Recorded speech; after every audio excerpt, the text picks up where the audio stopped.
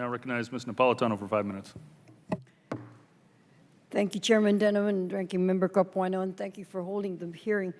I'm proud to be back on this subcommittee, and I'm glad that my first hearing is back on this important issue of positive train control, one of my favorite things. My district is home to major freight and railroad of Union Pacific and BNSF, long-distance passenger rail of Amtrak, and the busiest corridor on Metrolink's commuter rail system.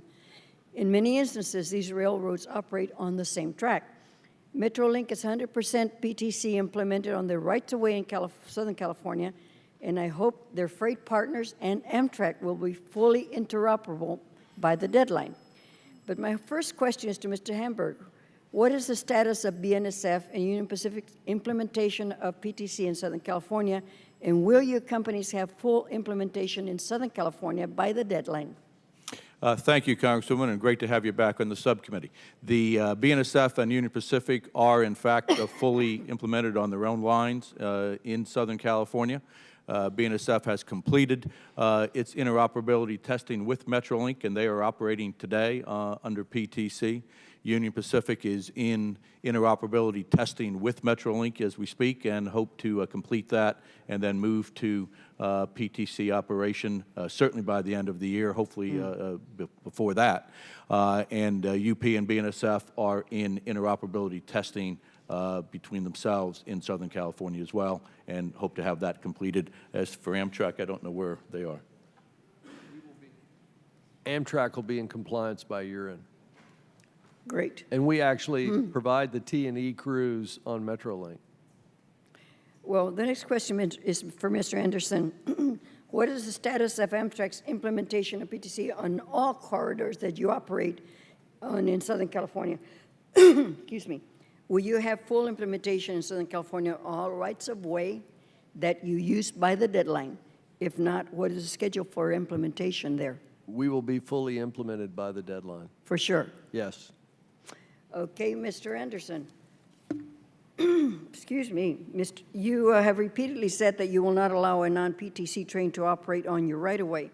The concern in Southern California is that Amtrak will not be in compliance on local freight and freight right-of-way. How are you addressing this concern? Could you repeat the question? You have said that you will not allow a non-PTC train to operate on your right-of-way. The concern is that Amtrak will not be in compliance on local and freight right-of-way. No, our plan is the same answer as your earlier question. We will be in compliance by the deadline. You will be. Yes.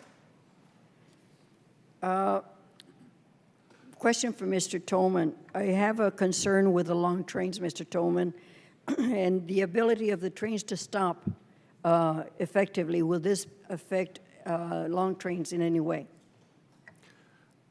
You know, it's a great question because it's a concern that continues to increase. Trains now are average somewhere around 2 to 3 miles.